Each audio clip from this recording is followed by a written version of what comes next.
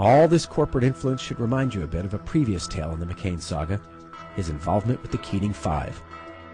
Charles Keating was a sort of mentor for John McCain, donating vast sums of money to his Senate campaigns. Charles Keating helped out Senator McCain a lot in his early part of his career. Senator McCain was the closest of any of the Keating Five to Charles Keating. His failure eventually cost taxpayers $3.4 billion. He was also a high-powered McCain constituent and friend. Keating was in trouble.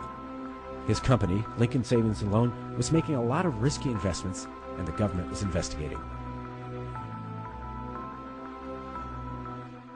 Keating raised $1.3 million for them. They challenged regulators who were investigating his operations. He called some of his old pals in the Senate to put a little pressure on the government regulator, get him off his back.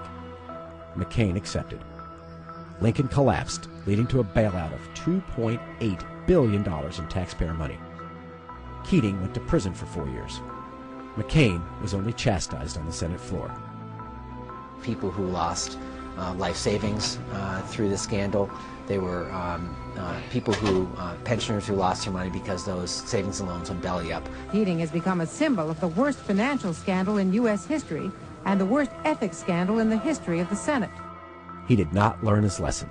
The S&L collapse was a failure of adequate regulation, with the banks running wild, making dodgy investments with high-risk, high-reward margins. If that sounds familiar, it should. Fast forward 20 years to now, we have a huge, mortgage crisis on our hands. It's the result of years and years and years of a deregulatory approach that Senator McCain has supported. It's the same thing that's happening now, as banks fail, as our housing market collapses. And the people responsible for this new crisis are the ones McCain has surrounded himself with. Men like Phil Gramm and his banking lobbyists.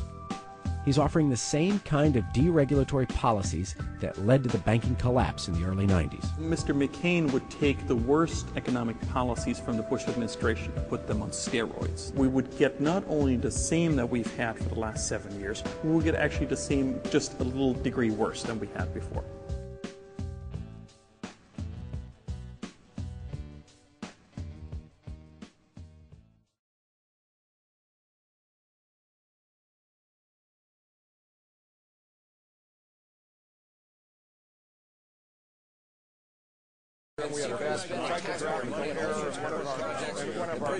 I'm not a crook.